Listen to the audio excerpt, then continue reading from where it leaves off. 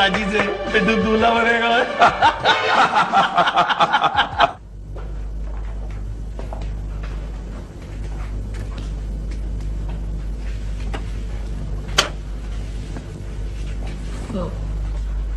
मुनीर अहमद अभी तक नहीं आया, कहीं कादरे के हत्थे ना चढ़ गया हो।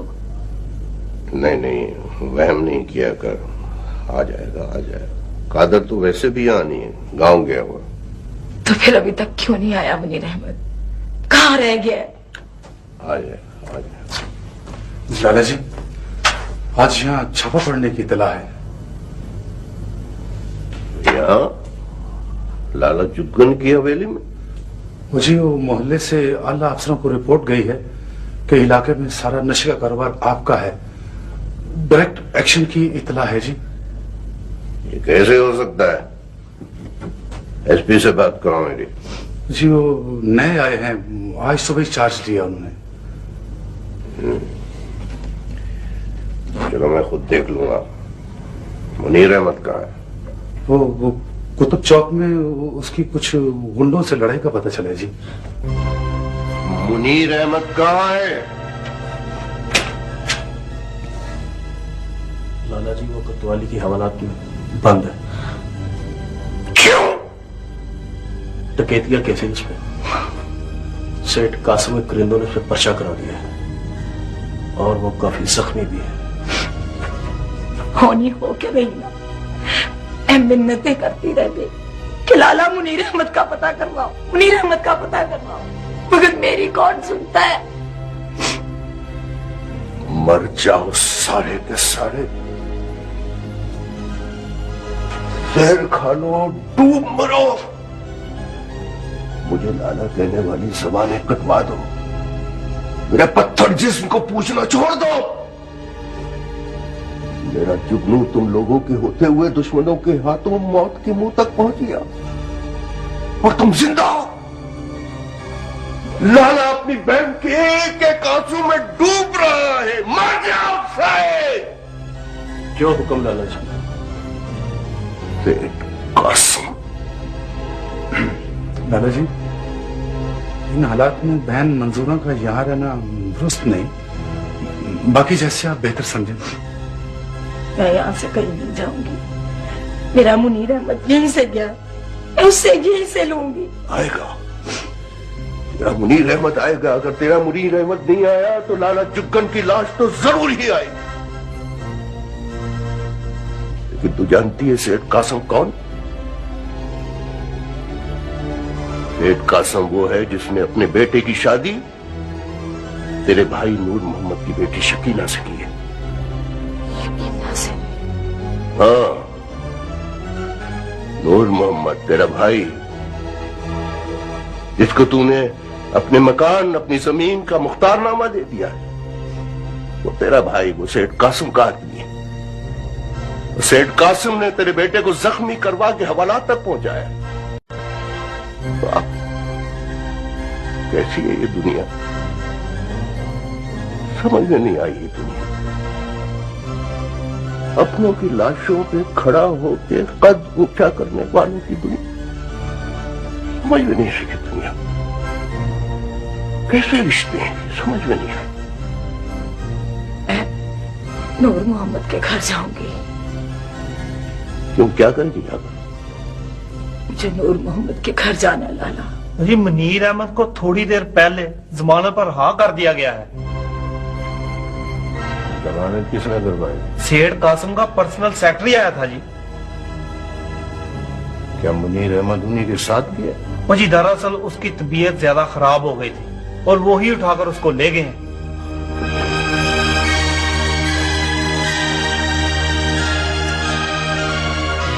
बाहर दरवाजे पर कोई नहीं? यार किसी को तो होना ही चाहिए भाई। इस तरह तो जिसका दिल चाहता है मुंह उठा के अंदर आ जाता है। लाला जुग्गन तुमसे मिलने आया कासिम। अच्छा, फिर क्या करें लाला जी? आपके खौफ से थर थर कांपते हैं, आपके पैरों में गिर जाएं, जिंदगी की खरात मांगे।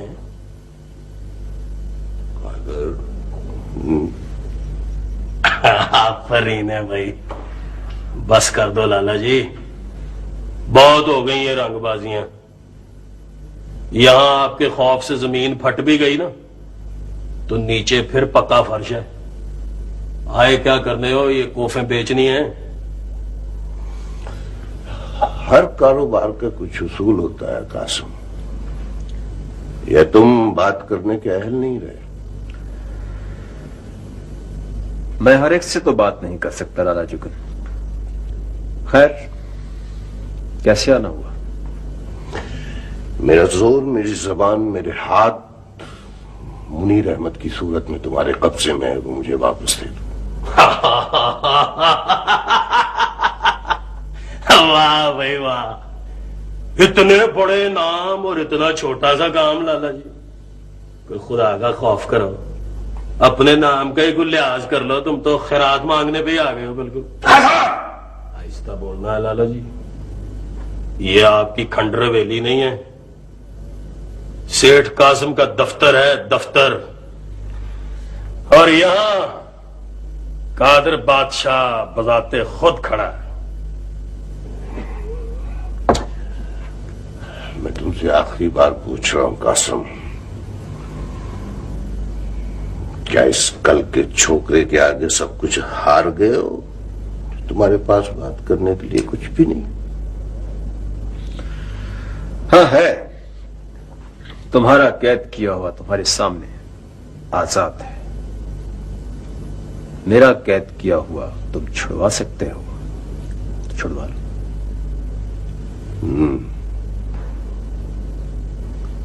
इसका मतलब है पानी सर से गुजर गया है। हाँ हाँ, और पानी सर से गुजर जाए ना तो बंदा मार ही जाता है, मगर उसके लिए जरा सी शर्म का होना जरूरी है बस। जरूरी है। सुनो जी लाला जी। दफ्तर के बाहर चारों तरफ अपने बंदे बिठा दो, जो भी दफ्तर से बाहर निकले उसे बेदरेक गोली से उड़ा लो। जो कल लाला जी। अर्जो, कासिम के घर और गांव में कादर के घर जो बंदे उन्हें वापस बुलवा लो। बेहतर लाला जी। जो हुक्म लाला जी।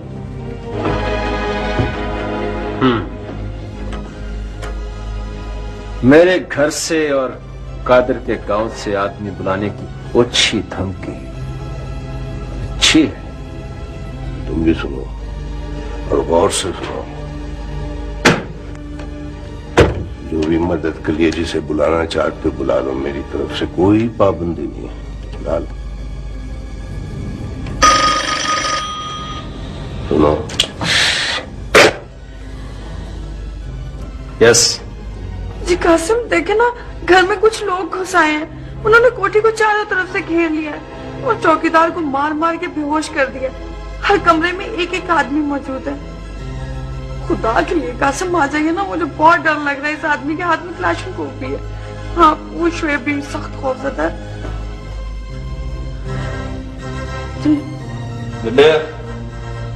चलो।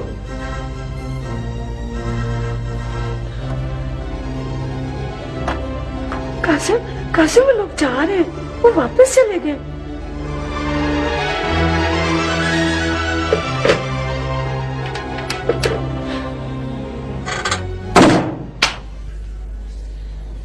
तुम्हारे घर तुम्हारी माजूर बीवी रिफत और बेटा शुएब, और गांव में तुम्हारी मां कौसर मेरे बंदों के निशाने पर थे, मगर मैंने उन्हें वापस बुलवा लिया। मैंने कहा नहीं, मेरे समीर ने ऐसी घटिया हरकत करने की मुझे इजाजत नहीं दी। मैं इसे मर्दानगी नहीं समझता कि औरतों और बच्चों को यरगमाल बनाकर दुश्मन को जेर किया जाए। नहीं मुझ में, कासिम में और तुझ में फर्क क्या रह जाएगा? मेरी मां को अगर कुछ हुआ ना लाला। और बाप, बाप दुश्मन है तेरा? हाँ? वो बाप, वो मासूम सच्चा खरा शरीफ आदमी, उसके लिए तेरे दिल में, पत्थर दिल में कोई जगह नहीं। सिर्फ 1 घंटा, 1 घंटा जिंदगी और मौत के लिए, हार और जीत के लिए 1 घंटा। इस दफ्तर से जो भी निकलेगा बाहर, उसके इंतजार में मौत खड़ी है। वाह। और यहां इस दफ्तर में मौत मौजूद है।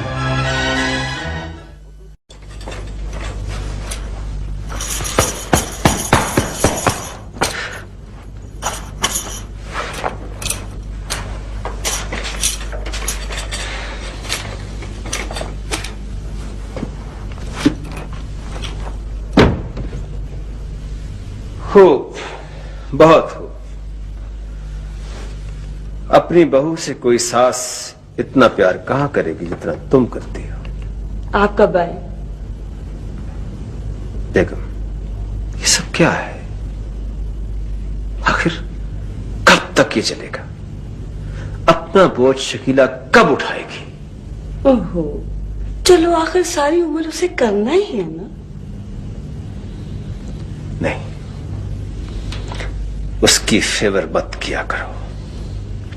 उसे अपने हिस्से का बोझ खुद उठाने दो। कहां है शकीला?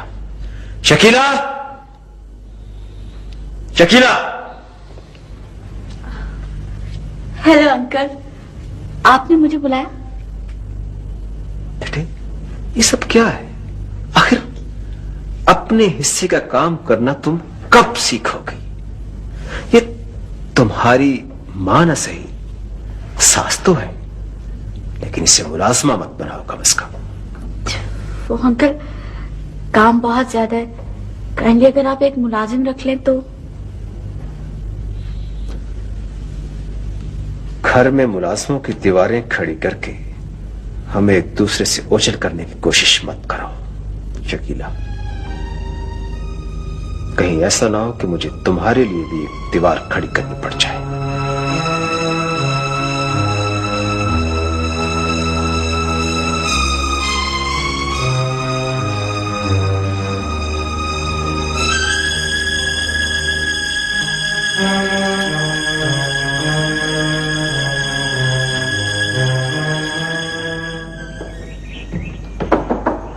आइए मलिक साहब, आइए, तशरीफ रखिए। खैर से मेरा कादरा भी घर पे ही है। बेटा कादर, मलिक साहब आया, बाहर आओ जरा। बैठिए, तशरीफ रखिए। और साफ ही है मूड़ा, जो खामखा अपना दुपट्टा खराब कर रही है। ये मलिक साहब। भाई कादर, मैंने तुम्हें 2 दफा बुलवा भेजा था, तुम आई क्यों नहीं? इस तरह हाजिरियां देने की आदत नहीं है मुझे। काम बताइए। बेटा मलिक साहब आपने पैसे लेने आए पुत्र? तो पैसे मंगवाए ना, मुझे क्यों बुलवा रहे? तो यहां क्यों खड़ी है? जाना अपना काम कर, खामखा नौकरानियों की तरह खड़ी। जी मलिक साहब। ये तुम्हारा अंदाजा गुफ्तगू कैसा है कादर? तुम्हें छोटे बड़े से बात करने की तमीज नहीं है तमीज? कहे तो फिर तमीज से बात करके दिखाऊं। बेटा क्या कह रहे हो? मलिक साहब यार, आराम से बात करो बेटा। तो सारी जिंदगी नजरें नीची करके बात करने का ही सबक देना। इस तरह बात करनी है तो मेरे अब्बा से करें, उसे बहुत शौक है आजियों का। कादर, तुम अपने आप में तो हो, और कोशिश करें कि मैं अपने आप में ही रहूं। ये लीजिए, 50 का 60,000 दे रहा हूं, और पैसों की जरूरत हो तो मांग लीजिएगा। इसका मतलब है कि तुम पर जो इल्जामात हैं वो झूठे नहीं हैं। सच्चे भी हैं तो क्या है? तुम्हारे पास इतने पैसे कहां से? तुम्हारे पास और तुम्हारे बड़ों के पास इतनी जमीन कहां से आई? कभी पूछा है हमने? बेटा कादिर क्या कर रहे हो तुम? मलिक साहब हैं, आराम से बात करो बेटा।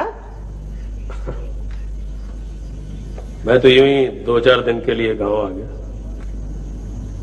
वरना कोठी कारोबार तो शहर में ही है।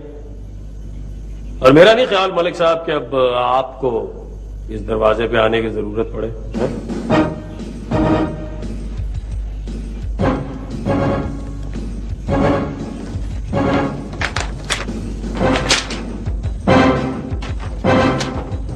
बरीन है भाई।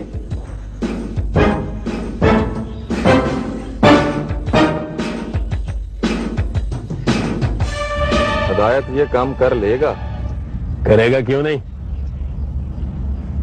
ओझल रहता है ना, दूर से तमाशा देखता है, इसीलिए तो काम उसके सुपुर्द किया है। एक आध काम कर लेगा ना तो अपने हाथ में रहेगा। शहर का पानी पी पी के हमारी अकल भी कुछ काम करने लगी है। ठीक है, तुम्हें एतबार है तो ठीक है फिर। एतमाद नहीं बच्चे, दाना चुग लेगा तो पिंजरे में आ जाएगा, नहीं तो क्या है, आजाद कर देंगे। हाँ और क्या, दूध पकाते हम मर जाते हैं और मलाई खाने वो आ जाता है। अब मलाई में हाथ डालेगा ना तो हाथ सीधा उबलते दूध में ही जाएगा। अब मिठू बाबे, काम हो गया? काम हो गया कादर बादशाह। आफरीन है भाई, इसका मतलब है माल की खपत यहाँ बढ़ रही है। सब मिठन साई की बरकते हैं। मिठन तो दूल्हा है जी अपना। क्यों मिठे, शादी करेगा ना? किससे? तेरी दुल्हन का इंतजाम हिदायत के सुपुर्द किया है। तू बता, शादी के लिए तैयार है ना? ये तो है। कोसर बहन, ये तुमने बहुत अच्छा किया जो मलक साहब को पैसे दे दिए। मान से मेरे दिमाग में तो बड़ा ही बोझ था। मेरे कादरे ने तो उसके मुंह पे मारे, बल्कि 50 के 60 दिए, और साथ ये भी कहा कि और जरूरत हो तो और ले लेना। अब वो मलिक साहब बेचारा वो तो गुंगी हो गया। चाची, कादिर आया था? तूने क्या मेरे घर की दहलीज घिसा दी है? कादिर आया था, कादिर आया था। जवान जान है, कुछ शर्म है आकर। मैं इस घर में डोली में बैठ के आने के लिए उसका नहीं पूछ रही, बल्कि इसलिए पूछ रही हूँ कि वो मेरा मुजरिम है। तेरा मुजरिम? क्या जुर्म किया उसने तेरा? नजरें नीची करके बात कर। नजरें नीची करके तुम बात करो। जिसका बेटा खूनी है, कातिल है, मैं तो नजर उठाकर बात करूंगी। और चाची, एक दिन मेरे ये आंसू तुम्हारी आंखों में होंगे जब कादिर फांसी के तख्ते पे लटकेगा। फिर तुम्हें पता चलेगा कि अपनों की मौत पे नजरें झुकती नहीं है, बल्कि आंखों में अंगारे भर जाते हैं। हाय हाय, तेरी मुंह में 7 चूल्हों की राख। मेरे बेटे को क्यों फांसी लगे? उसके दुश्मनों को फांसी लगे? दफा हो जी यहाँ से। आता है तेरा सगा तो मैं उससे बात करती हूँ। आइए मेरे बेटे को फांसी पे चढ़ाने। दूर आ जाइए से मेरी नजर के सामने से। खबरदार मेरे बेटे के लिए ऐसा कोई लफ्ज कहा तो पल्ले पड़ गई है। ऐसी वाहियात मनहूस बातें कर रही है मेरे बच्चे के लिए। बेटा तुम्हारा हमें रिवॉल्वर दिखा के यहाँ तलाशियां ले गया। बीवी तुम्हारी ने हमें खड़े पांव घर से निकाल दिया। मंजूरा बेचारी अपने बेटे को तुम्हारे खौफ से दरबदर हो गई, और तुम मासूम के मासूम। हाँ, खुद गर्जी की भी हद होती है। इतना भी लालच किया? सारी उम्र में तुमसे एक बार जमीन के पैसे मांग लिए थे तो भाई समझ के मान रख लेते। इस तरह मांगने पर तो लोग फकीर की झोली में भी डाल देते।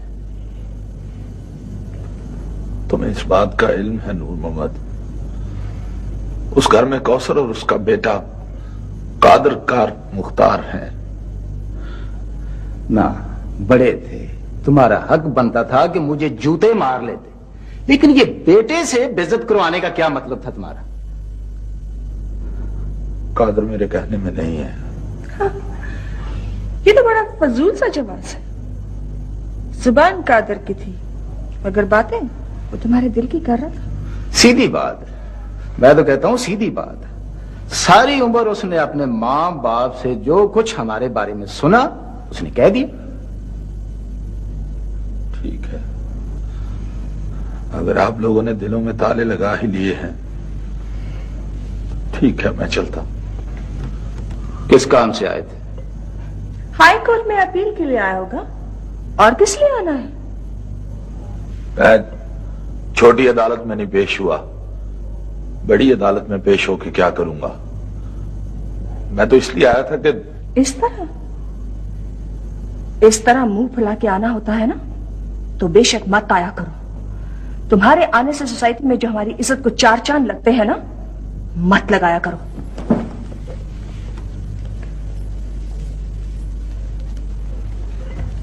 फिर तो जी हाई कोर्ट के लिए कोई नामी ग्रामी वकील करेंगे आप लोग। वो इसलिए कि कादर के पास माशाल्लाह अब तो बहुत ज्यादा नोट है और ये नोट इन्हीं कामों पे खर्च होंगे। मैंने तो सारा कुछ उसकी अदालत पे छोड़ दिया है, वही फैसला करेगा कि मैं कसूरवार हूं या नहीं। जमीन और मकान का कब्जा लेना होगा ना तो आ जाना, मेरी तरफ से कोई रोक टोक नहीं होगा। अहमद सुल्तान,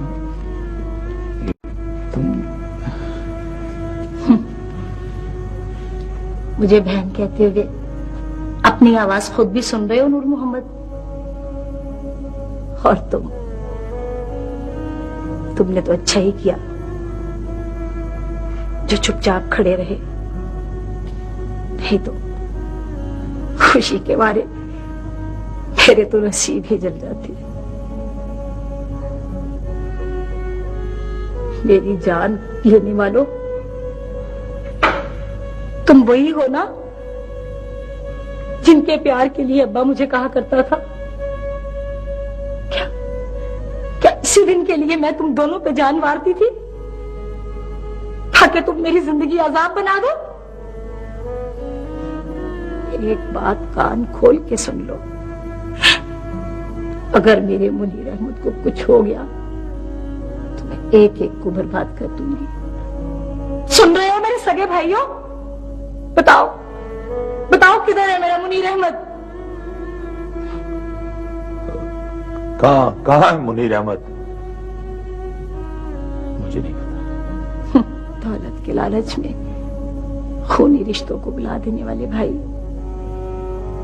तुमने मेरे मुनीर अहमद की अमानत जिसकी झोली में डाली थी, उसी ने मेरे मुनीर अहमद को अगवा किया है। सेठ कासिम। हाँ, और तुम मेरे दूसरे भाई, तुम भी सुन लो, तुम्हारे बेटे कादर ने उसको मेरी जान का दुश्मन बना दिया है। कादर ने? कहाँ है कादर? तुम ठीक कह रही हो मंसूरा, मुनीर अहमद को सेठ कासिम ने अगवा करवाया।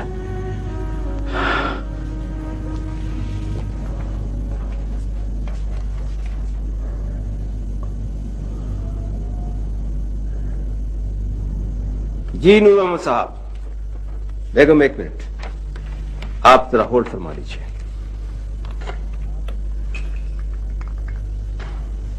आपकी चहीती और लाडली बहू को कॉफी में अपने हाथों से पेश करूंगा। लो बहू। Thank you uncle.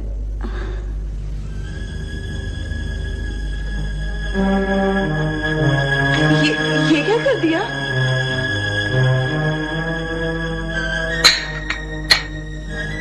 ये आप क्या कर रही हैं बेटा? अपनी चहीती और लाडली बहू को मैके और ससुराल का फर्क अच्छी तरह से समझा दो। आखिर ये खून की एक दी हुई बोतल कब तक मेरा खून जलाती रहेगी?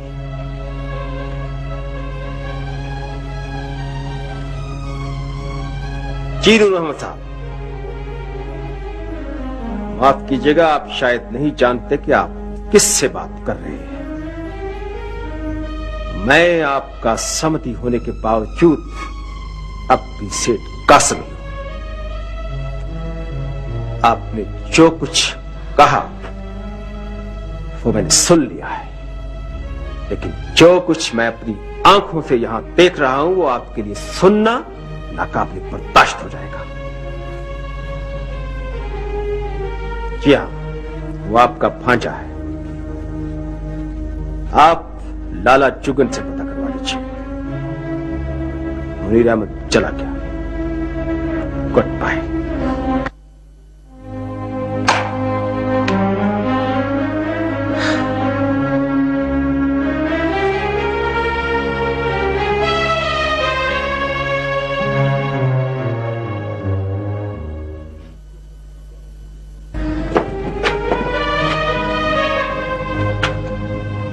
किस इम्तिहान में डाल रही है राजी बेटी? कुछ तो ख्याल कर, वो मेरा बेटा है। फिर क्यों कहा था मुझे बेटी? पागल हो गई थी ना, तो ठोकरे खा के मत जाने दिया होता। राजी, ये कैसी बातें कर रही है बेटी? क्यों कहता है मुझे बेटी? बेटी कहाँ है ना, तो बाप बनके मेरे दिल के नासूर को देख ले। तू मेरा साथ इसलिए नहीं दे सकता कि कातिल तेरा सगा बेटा है। बेटा, राजी, बेटे बनकर तूने जो आंखों को रोशनी दी है, उसकी बहुत बड़ी कीमत लगा रही है। बेटा, मैं क्या कोई भी बाप कादिर से भी ज्यादा बुरे बेटे का बाप अपने कलेजे के टुकड़े को अपने हाथों से फांसी के तख्ते तक नहीं ले जा सकता। बेटा, ठीक है, तुझे बेटे का बहुत दर्द है ना, तो उससे कह मेरा गला घोट के भी मुझे मार दे।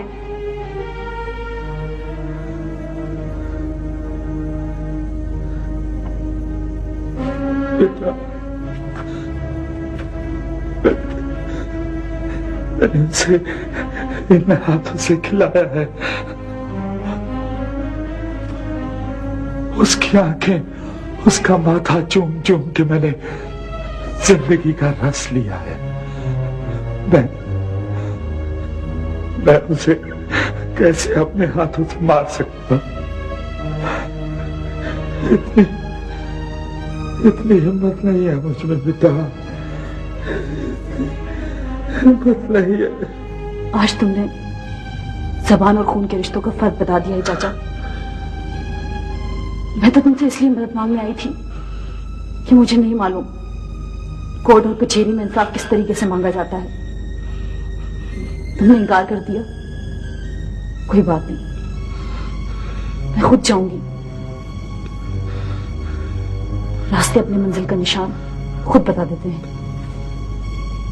राजी, बेटा, जिस तरह तेरे दिल में बेटे की हूक है, इसी तरह भाई की मौत मेरे दिल में सूल बनकर अटक गई है।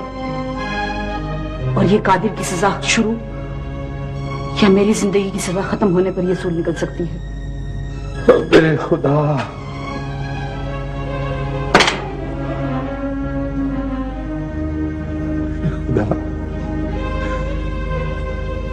कभी कभी बाप को भी नाफरमान बेटे का दिल दे दिया कर। मैं थाने जाऊंगी चाचा, चाहे तुम मेरा गला घोट के मुझे मार दो, मार देना मुझे, क्योंकि तेरे एहसानों के बदले मैं तेरा हाथ नहीं रोक सकती। हाँ भाई, हो जाएगा, कर रहे हैं। ओके जी मलिक साहब। नुमान साहब, गाजी अपने भाई के कत्ल की रिपोर्ट दर्ज कराना चाहती है। हाँ, जी बहन जी बताएं। कादिर ने मेरे भाई अक्कू को कत्ल किया है और ये कत्ल रशीद भाई के सामने हुआ है। लेकिन मेरा ख्याल है नुमान साहब के रशीद शायद गवाही के लिए तैयार ना हो, क्योंकि पहले भी वो कादिर के खौफ से बयान बदल चुका है। नहीं, अब वो बयान नहीं बदलेगा। मैंने उसे समझाया था कि गांव के लोग बहुत ज्यादा हैं और कादिर अकेला है। उसे तो उल्टा तुम लोगों से डरना चाहिए। ये आपने पते की बात की है नुमान साहब। हम लोगों को चाहिए कि अकेले अकेले कादिर से खौफ खाकर नुकसान उठाने की बजाय क्यों ना इकट्ठी होकर उसे बेबस कर दे। बिल्कुल। आखिर कादिर गिरफ्तार कब होगा? बल्कि उसने तो एक और मकरूर धंधा भी शुरू कर रखा है नुमान साहब। हाँ, मेरे इल्म में आ चुका है। मैंने 2 आदमी भी गिरफ्तार किए थे, लेकिन अभी कुछ बरामद नहीं हुआ। कादिर गिरफ्तार तो हो जाएगा ना? हाँ, क्यों नहीं। कानून के हाथों को मुजरिम बच नहीं सकता। बहन जी, दरअसल हमें इस केस के सिलसिला में कोई मुद्दा ही नहीं मिल रहा था, लेकिन वो अब बैठ नहीं सकता। हाय कादरी के अब्बा, क्या हो गया तुझे? तेरी अकल पे कैसे पर्दे पड़ गए हैं? किसी गैर की बात नहीं हो रही, अपने कादरे की बात हो रही है। तेरे बेटे कादरे की क्यों उसका दुश्मन हुआ जा रहा है तू? राजी की हालत देखकर मेरे दिल में हौल उठते हैं। तेरे दिल में हौल उठते हैं? अब खुदा न करे कादरे को फांसी लगवा के तेरे दिल में ठंड पड़ेगी। क्यों उसका दुश्मन हुआ जा रहा है? कौसर, उसने कत्ल किया है, एक अच्छे भले इंसान को मार डाला है। छड़ परे कादरे के अब्बा, मैं नहीं मानती बिल्कुल। मेरा कादरा अथरा जरूर है, मगर वो कत्ल वतल नहीं कर सकता। और शहर में कातलों की इस तरह से इज्जत होती है? कातिल होता तो अब तक हथकड़ियां डाल के उसे जेल में बंद किया हुआ होता। और बिलफर्जे महाल अगर ऐसा हो भी गया है तो तू उसको बचाने की फिक्र कर।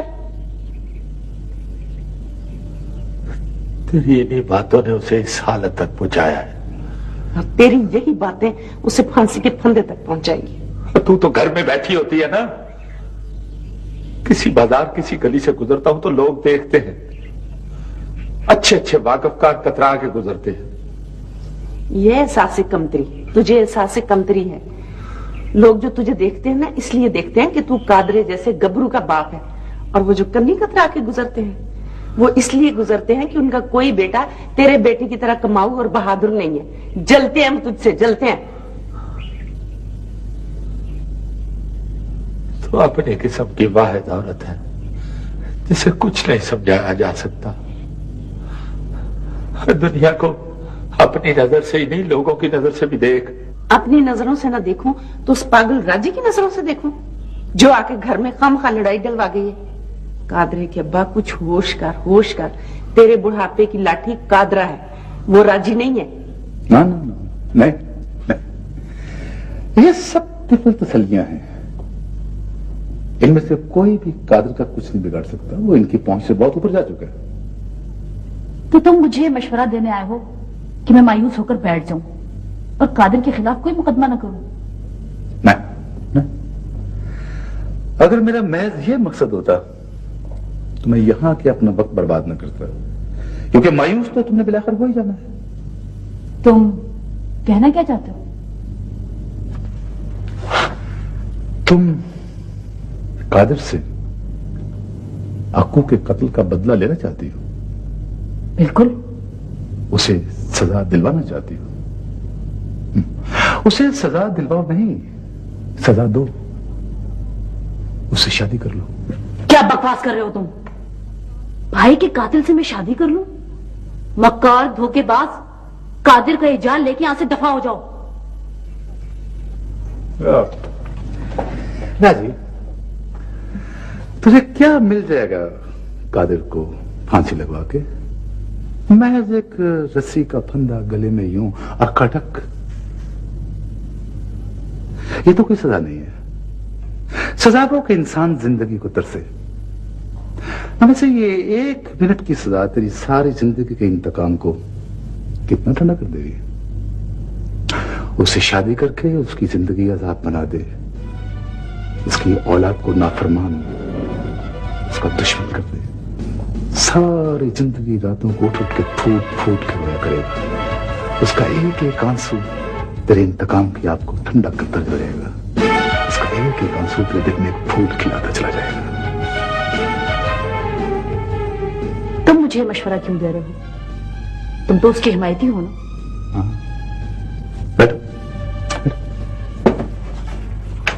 अहमद लड़की, अगर मैं उसका हिमायती होता, उसका साथी होता, तो यहां नहीं वहां बैठकर उसे तुम्हारी बर्बादी का मशवरा दे रहा होता।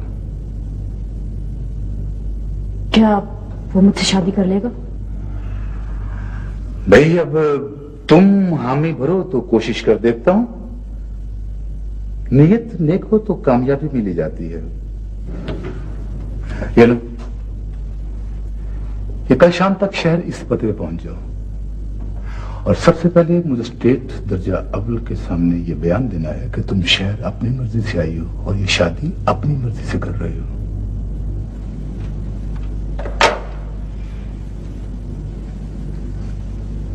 शकीला का फोन था?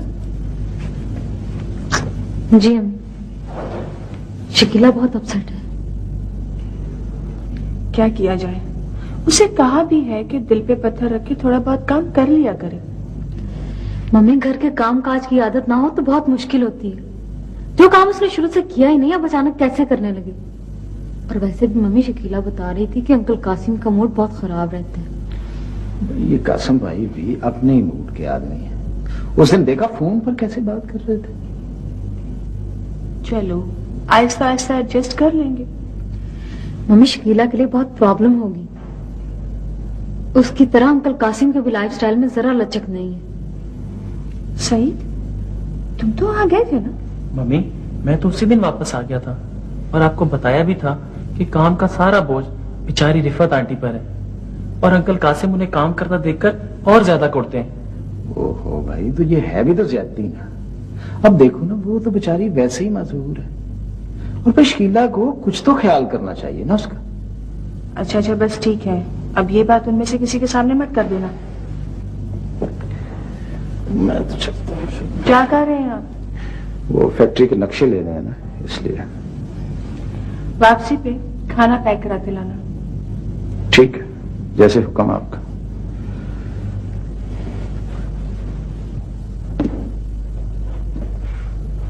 कादर कहाँ है? कादर अभी थोड़ी देर में आने का कह के गया है। अच्छा, तुम जाओ उस कमरे में, वो तुम्हारा कमरा, जाओ शाबाश जाओ।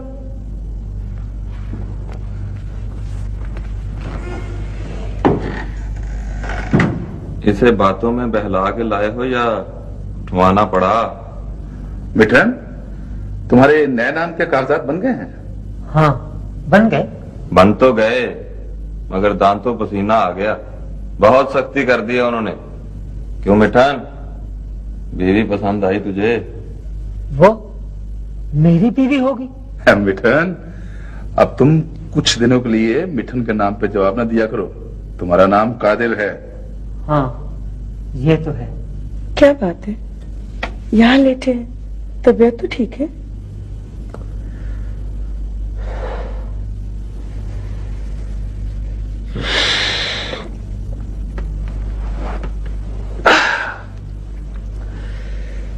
चले, आपको हमारा ख्याल तो आ ही गया, चाहे 2 घंटे बाद ही सही।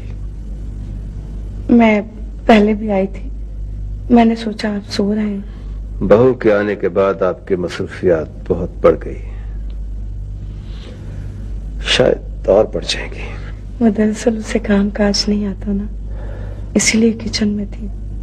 वो या आप? अंकल, अंकल वो श्वेत कहाँ है? बहू, अब वो हमारा बेटा कम और आपका शौहर पहले। बल्कि अब तो हमें अपनी बहू से यह पूछना पड़ेगा कि हमारा बेटा कहाँ है। अंकल मेरा नाम बहू नहीं शकीला है। मुझे बहू वो कहना अच्छा नहीं लगता, प्लीज आप मुझे शकीला ही कहा करें। रिश्तों की शिनाख्त हकूक और फराइज का तयन करती है बहू। माँ, बेटी, बहन, बीवी और इन्हीं जैसे रिश्तों में तकद्दुस और एहतराम है। वरना शकीला नाम की जाने कितनी लड़कियां फुटपाथों या कच्चे घरों में नंगी निगाहों से बचने के लिए सिसक रही होती।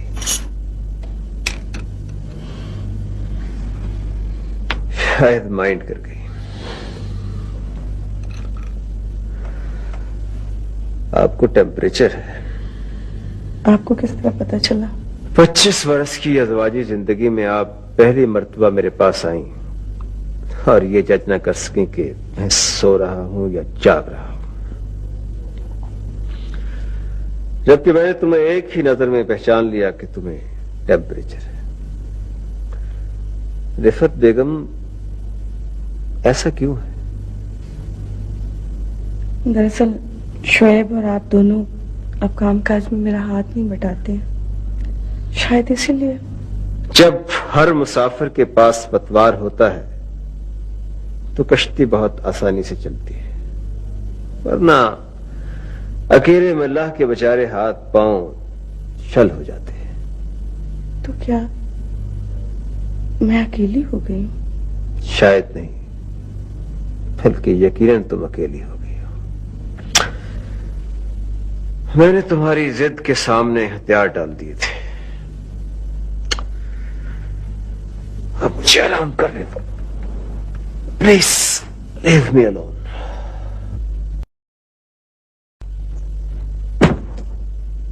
कौन?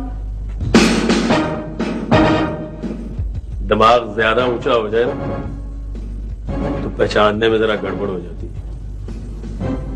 खादिम को कादर कहते हैं। तुम इस तरह मेरे कमरे में क्यों आए? तुम्हें जुर्रत कैसे हुई कादिर? तेरे माँ बाप ने तुझे बात करने की तमीज नहीं सिखाई तो कम से कम उनसे कादर की जरूरतों का ही पूछ लेना। वैसे इस तरह गुस्से में सहमी हुई और अच्छी लग रही है। Shut up. और अच्छी लग रही। आई से शट अप कादिर, निकल जाओ मेरे कमरे से। परीन है भाई, पता नहीं मुझे रब ने किस मिट्टी से बनाया है। मगरूर और जिद्दी लोग मुझे अच्छे ही बड़े लगते हैं। शर्फी कादिर। हाँ, पहचानता है मुझे। ला भाई अपनी गाड़ी की चाबी दे। गाड़ी तो हमें खुद चाहिए, हमें जाना है।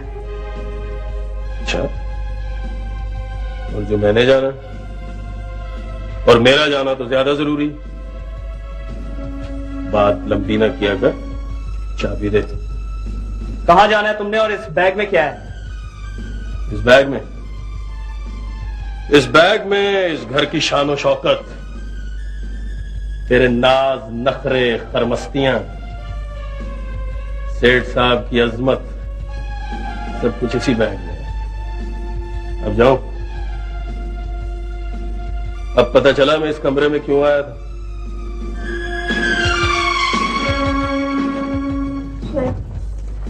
ये तो दिन ब दिन बहुत बदतमीज होता जा रहा है।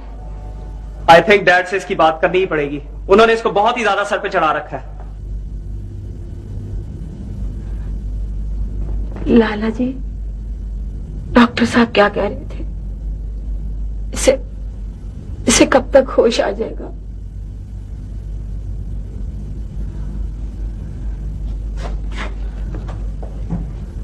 लाला जी वो अपना आहिस्ता बोलो। लाला जी वो थाने में कुछ मुअज़्ज़ज़ लोग और एसएचओ सब आपका इंतजार कर रहे हैं। नहीं जा सकता। जब तक मुनीर अहमद को होश नहीं आता कहीं नहीं जा सकता। जैसे आपका हुक्म। मगर लाला जी मामला और है। इलाके के जवान नशे से गिर रहे हैं।